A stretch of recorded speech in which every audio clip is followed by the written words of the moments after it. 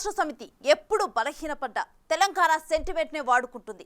మాట్లాడటానికి వేరే మ్యాటర్ ఏదీ లేదు. ప్రత్యర్థిని విమర్శించాలన్నా, ఓట్లు రాబట్టుకోవాలన్నా, జనాన్ని గందరగోళం చేయాలన్నా గులాబీ నేతలకున్న ఒకే ఒక అస్త్రం తెలంగాణ సెంటిమెంట్. నిజానికి 2018లో కేసీఆర్ పార్టీ అసెంబ్లీ ఎన్నికల్లోనూ ఇదే అస్త్రాన్ని వాడుకొని గెలిచింది. ఈసారి కూడా తెలంగాణలో అసెంబ్లీ పోలింగ్ రోజు సాగర్ నీటిని ఏపీ విడుదల చేసుకోవటం ద్వారా సెంటిమెంట్ అస్త్రాన్ని వాడాలనుకున్నారు. కానీ వర్కౌట్ కాలేదు. మళ్ళీ ఇప్పుడు గులాబీ పార్టీ ఘోరంగా ఎదురు దెబ్బతిన్న సమయంలో మరోసారి పోలవరం ముంపు మండలాల ఇష్యూని తలకెత్తుకుంది.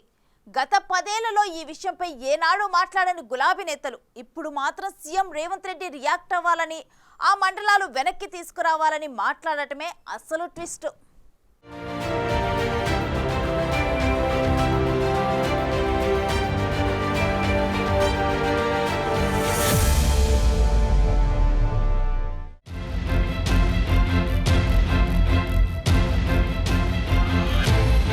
బలహీనపడ్డప్పుడే సెంటిమెంట్ అస్త్రం.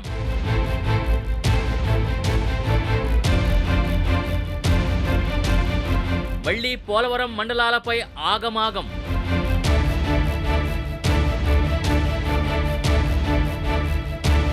చంద్రబాబు డైరెక్షన్ అంటూ కొత్త రాగం. 10 ఏళ్ల అధికారంలో చేసింది శూన్యం.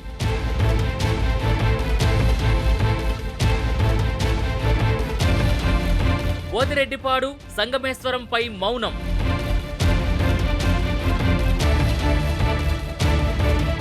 కేసీఆర్ జగన్ దోస్తీపై గులాబీ గుంభనం.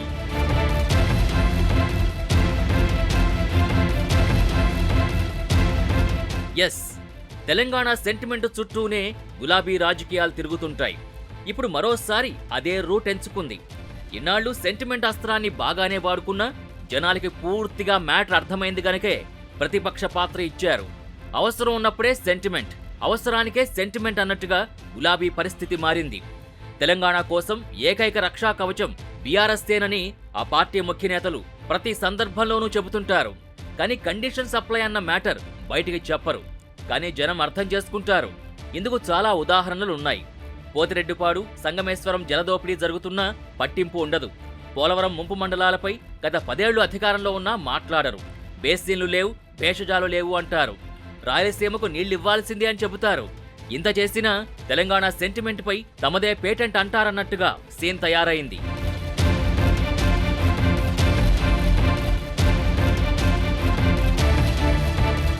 గులాబీ పార్టీ బలహీనపడ్డప్పుడల్లా ఆ పార్టీ నేతలకు గుర్తొచ్చేది తెలంగాణ సెంటిమెంట్ అస్త్రం. తాజాగా లోక్సభ ఎన్నికల్లో బీఆర్ఎస్ పార్టీ పూర్తిగా అంతర్ధానమైపోయింది. ఒక్కటంటే ఒక్క సీటు కూడా గెలవలేకపోయింది. ఓవైపు కాంగ్రెస్, ఇంకోవైపు బీఆర్ఎస్ స్పేస్ని ఆక్రమించిన బీజేపీ బలంగా మారుతుండటంతో తమ ఉనికే ప్రశ్నార్థకంగా మారుతుందన్న కంగారు మొదలైంది. అందుకే సంబంధం ఉన్నా లేకున్నా తెలంగాణ సెంటిమెంట్ అస్త్రాన్ని ప్రయోగించడం ద్వారా మరోసారి లైమ్లైట్లోకి రావాలనుకుంటున్నారు గులాబీ నేతలు. సంబంధం లేని విషయాల్ని అంటగట్టేందుకు సిద్ధమవుతున్నారు. అందులో తాజాగా పోలవరం ముంపు మండలాల ఇష్యూని తీసుకున్నారు బీఆర్ఎస్ నేతలు. పోలవరం ముంపు కింద వస్తాయని చెప్పి తెలంగాణ గెజెట్ నోటిఫికేషన్ రాకముందు 2014లో నాటి ఖమ్మం జిల్లాలోని కుక్కునూరు, వేలేరుపాడు, బోర్గంపహాడ్, చింతూరు, కోనవరం, వరరామచంద్రపురం, ఎటపాక మండలాల్ని ఏపీలో కలిపారు. ఇప్పుడు ఏపీ సీఎం చంద్రబాబు 7 మండలాల కోసం ఎలా వ్యవహరించానో తాజాగా చెప్పుకున్నారు. చంద్రబాబు ఏమన్నారో ఇప్పుడు చూద్దాం. నాకిప్పుడు కూడా జ్ఞాపకం ఉంది. 2014 కంటే ముందు నేను ముఖ్యమంత్రి అయ్యాను, ఎంపికయ్యాను. ఢిల్లీకి వెళ్ళాను. ఢిల్లీకి వెళ్ళినప్పుడు 7 మండలాలు తెలంగాణలో ఉన్నాయి. పోలవరం ముంపుకు గురి అయ్యే 7 మండలాలు తెలంగాణలో ఉన్నాయి. ఆ 7 మండలాలు అక్కడుంటే జూన్ 2వ తారీఖున నోటిఫికేషన్ వస్తే ఆ తర్వాత తెలంగాణ అనుమతి ఉంటే తప్ప, పునరావాసానికి ఒప్పుకుంటే తప్ప మనం పోలవరం కట్టే పరిస్థితి లేదు. ఆ రోజు రాజ్నాథ్ సింగ్ గారు పార్టీ అధ్యక్షుడు. అదే మాదిరిగా ఆ రోజు వెంకయ్యనాయుడు గారు కూడా యాక్టివ్గా ఉన్నారు. నేను ఒకటే కోరాను, ప్రజలు నన్ను ఎంపిక చేసుకున్నారు. ఇక్కడ మనం ఎన్డీఏ వచ్చింది. ఈ ప్రాజెక్టు పూర్తి కావాలంటే ఆ 7 మండలాలు ఆంధ్రప్రదేశ్ రాష్ట్రానికి ఇస్తే తప్ప పూర్తి కాదు. మీరు 7 మండలాలు ఇవ్వకపోతే నేను ప్రమాణ స్వీకారం చేయను, నాకు ఈ పదవి వద్దని ఆ రోజు చాలా స్పష్టంగా చెప్పాను. ఇది ఎప్పుడు కూడా చరిత్రలో ఎప్పుడు జరగని విషయం. ఆ రోజు ప్రధానమంత్రి గారు నరేంద్ర మోడీ గారు ఇవన్నీ ఆలోచించి ఫస్ట్ క్యాబినెట్ మీటింగ్లో పెట్టి ఒక ఆర్డినెన్స్ ఇచ్చి ఆ 7 మండలాలు ఆంధ్రప్రదేశ్కి ఇచ్చి తర్వాత పార్లమెంట్ సమావేశాలు పెట్టుకున్నారంటే అది ఒక చరిత్ర. అంటే ఆ రోజు కానీ కేంద్రంగా 7 మండలాలు ఇవ్వకపోయుంటే పోలవరం ప్రాజెక్టు ప్రారంభమయ్యేది కాదు. రైట్, చూశారుగా AP CM Chandrababu comments. So వీటిపై తెలంగాణ సీఎం రేవంత్ రెడ్డి రియాక్ట్ అవ్వాలన్నది బీఆర్ఎస్ నేతల డిమాండ్. అంతేకాదు తెలంగాణ రాష్ట్ర ప్రయోజనాల్ని సీఎం రేవంత్ గాలి కొదిలేశారని 7 మండలాల్ని ఏపీలో విలీనం చేయడాన్ని తన ఘనతగా చంద్రబాబు చెప్పుకున్నా అప్పుడు ఇప్పుడు రేవంత్ ఖండించడం లేదని, చంద్రబాబు డైరెక్షన్లో నడుస్తున్నట్టుగా అర్థమవుతోందని ఏపీలో ఉన్నతాధికారిగా పనిచేసిన ఆదిత్యనాథ్ను తెలంగాణ సాగునీటి శాఖకు సలహాదారుగా నియమించడం డౌట్లున్నాయని అంటున్నారు. ఒక్కటేమిటి, ఉన్నవి లేనివన్నీ కలిపి మిక్స్ చేసి దానికి సెంటిమెంట్ అస్త్రాన్ని తొడిగే ప్రయత్నాలు జరుగుతున్నాయి. ఓసారి బీఆర్ఎస్ మాజీ ఎమ్మెల్యే బాల్క సుమన్ చెప్పిన విషయమేంటో చూడండి. ఆనాడు ఒక మా పార్టీ మాత్రమే ఈ నిర్ణయాన్ని వ్యతిరేకిస్తూ ఆనాడు తెలంగాణ రాష్ట్ర బంధుకు పిలుపునిచ్చింది.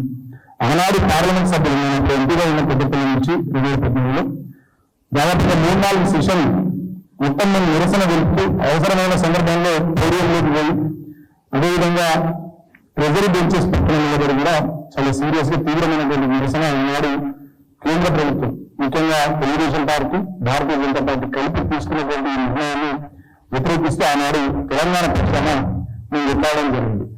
ఆ రోజు lower Sileru hydel power project కూడా ఈ 7 మండలాల్లో భాగంగా ఆంధ్రకు పోవడం జరిగింది. అప్పటికే తెలంగాణ పవర్ డెఫిసిట్ లో ఉంది, ఇబ్బందికరమైనటువంటి పరిస్థితున్నటువంటి తరుణంలో ఆనాడు మన lower Sileru hydel power project కూడా దుర్మార్గంగా ఆంధ్రకు బదలాయించడం జరిగింది.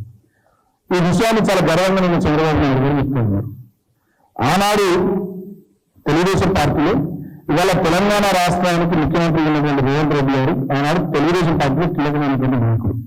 ఒక్క సందర్భంలోనైనా ఒక్కసారైనా ఈ విషయానికి సంబంధించి ఆయన నిరసన వెలుపులో మాట్లాడలే, ఏం చేయాలి చేయకపోగా చంద్రబాబు నాయుడుకి వెంటబడుతూ ఆనాడు రేవంత్ రెడ్డి తెలుగుదేశం పార్టీలో చంద్రబాబు నాయుడుకు అనుకూలంగా ఆయన అడుగులకు మడుగులెత్తి ఆనాడు ఆయన బతికింది. సో రాజకీయ పార్టీలన్నాక విమర్శలు ప్రతి విమర్శలు కామన్ అనుకోవచ్చు. అయితే ఇక్కడ చూడాల్సింది చాలా ఉంది. ఎప్పుడో 2014లో పోలవరం ముంపు మండలాల్ని ఏపీలో విలీనం చేశారు. అప్పుడు టీఆర్ఎస్గా ఉన్న బీఆర్ఎస్ తెలంగాణలో అధికారం చేపట్టింది. ప్రమాణ స్వీకారాల హడావిడిలో గులాబీ బాస్ ఈ విషయాన్ని పట్టించుకోలేకపోయారా? చిన్నాచితగా ఆందోళనలు నిరసనలతో 7 మండలాలు వెనక్కొచ్చేస్తాయా? తెలంగాణ వచ్చింది కదా 7 మండలాలు పోతే పోని అనుకున్నారా? ఈ ప్రశ్నలకు సమాధానం ఉందా అని కాంగ్రెస్ నేతలు ప్రశ్నిస్తున్నారు. చంద్రబాబు నాయుడు గారు ఆంధ్రప్రదేశ్లో ప్రమాణ స్వీకారం చేసిన వెంబడే ఆయన అక్కడ ప్రమాణ స్వీకారం చేసిండు. ప్రెస్ మీట్ పెట్టి రేవంత్ రెడ్డి గారు మీరు ములాఖాత్ అయ్యిండ్రు, మీరు 7 మండలాలు మీరిద్దరు కలుసుకొని ఒక ప్లాన్ చేసుకొని తెలంగాణను మళ్ళీ ఆగం పట్టేయాలని చెప్పేసి అని మాట్లాడుతూ, చంద్రబాబు నాయుడు గారు ఆంధ్రప్రదేశ్కు ముఖ్యమంత్రి, రేవంత్ రెడ్డి గారు తెలంగాణకు ముఖ్యమంత్రి. అయితే సమకాలికులైనంత మాత్రాన, అనుచరులైనంత మాత్రాన తెలంగాణను తీసుకొని పోయి ఆంధ్రాకి అప్పచెప్పడం అనేది మీ యొక్క కుచిత గుణానికి నిదర్శనం. అన్నిటికీ సెంటిమెంట్ అస్త్రం పనిచేయదన్నది గులాబీ లీడర్ల పరిస్థితి చూస్తే అర్థమవుతుంది. నిజానికి పోలవరం ముంపు మండలాల విషయంలో ఏం జరిగిందో ఓసారి డీకోడ్ చేద్దాం. పోలవరం కింద ముంపుకు గురయ్యే 7 మండలాలు ఇవ్వాలని విభజన సమయంలో ఆంధ్ర ప్రాంత నేతలు డిమాండ్ చేశారు. తెలంగాణ బిల్లు పార్లమెంట్లో ప్రవేశపెట్టే సమయంలో పెద్ద రాష్ట్రం వస్తుందని, ఆ చిన్న 7 మండలాలు ఎంత అని కేసీఆర్ మీడియాతో అన్న విషయాన్ని హస్తం నేతలు గుర్తు చేస్తున్నారు. 7 మండలాలు పోతే పోని అని కేసీఆర్ చెప్పింది నిజం కాదా అని ప్రశ్నిస్తున్నారు. 10 ఏళ్లు అధికారంలో ఉన్నప్పుడు కేసీఆర్ ఎప్పుడూ 7 మండలాలకు అధికారుల్ని కూడా పంపలేదని గుర్తు చేస్తున్నారు. మరోసారి 7 మండలాల వివాదం తెరపైకి తెచ్చి ప్రాంతాల మధ్య విభేదాలు సృష్టించి పబ్బం గడుపుకోవాలని బీఆర్ఎస్ చూస్తోందన్నది కాంగ్రెస్ నేతల మాట. అంతేకాదు 7 మండలాల మీద బహిరంగ చర్చకు అమరవీరుల స్తూపం వద్దకు బాల్క సుమన్ రావాలని సవాల్ చేస్తున్నారు. పోలవరం ప్రాజెక్టు కింద ఆ బ్యాక్ వాటర్తో ఏదైతే మునుగుతుందో ఆ పోలవరం ప్రాజెక్టును మాకు జాతీయ హోదాతోనే మాకు రాష్ట్రంతో పాటు కేటాయిస్తారు కనుక ఈ ప్రాంతంలో మేము ప్రాజెక్టు కట్టుకోవాలంటే ఈ బ్యాక్ వాటరు ఆంధ్ర ప్రాంతానికి దాకా వెళ్తుంది, భద్రాచలం దాకా వెళ్తుంది కనుక మీరు మాకు 7 మండలాలను ఇవ్వాలని చెప్పేసి అని వాళ్ళు అప్పుడు తెలంగాణ బిల్లు ప్రవేశపెడుతున్నప్పుడే అందులో పొందుపరిచారు. కేసీఆర్ ఒక మాట అన్నాడు, ఇంత పెద్ద తెలంగాణ వస్తుంది కదా, చిన్న 7 మండలాలు పోతే ఏమైందని, ఇంత పెద్ద రాష్ట్రం వస్తుంది కదా మనకు, ఈ 7 మండలాలు పోతే ఏమవుతుంది అని చాలా స్పష్టంగా ఆయన మీడియాతో మాట్లాడాడు. పత్రికలలో వచ్చింది, టీవీలలో కూడా వచ్చింది. అంటే ఇంత రాష్ట్రం వస్తున్నప్పుడు మనం కొంత కోల్పోక తప్పదు, వాళ్ళకి పోలవరం కట్టుకోవాలంటే 7 మండలాలు మునుగుతాయి, మనం పేచి పెడతామని తెలంగాణ ఆంధ్ర గొడవలు ఉన్నాయి కనుక మనకు పేచి పెడతాం, ప్రాజెక్టును కట్టనీయమని చెప్పేసి అనే ఉద్దేశంతోనే వాళ్ళు దాన్ని పట్టుబట్టిండ్రు. ఆ రోజు బిల్లులో కూడా పెట్టిండ్రు దాన్ని పోతే పోనీ అని చెప్పినోడు ఈయననే. సో ఒక మ్యాటర్ ముట్టుకుంటే మరొకటి గులాబీ నేతలకు చుట్టుకుంటోంది. ఎందుకంటే గత 10 ఏళ్లు అధికారంలో ఉన్నది కేసీఆరే, బీఆర్ఎస్ పార్టీనే. మరి దశాబ్ద కాలంలో 7 విలీన మండలాలపై ఏం చేశారని ప్రశ్నిస్తే సమాధానం జీరో. అది పరిస్థితి.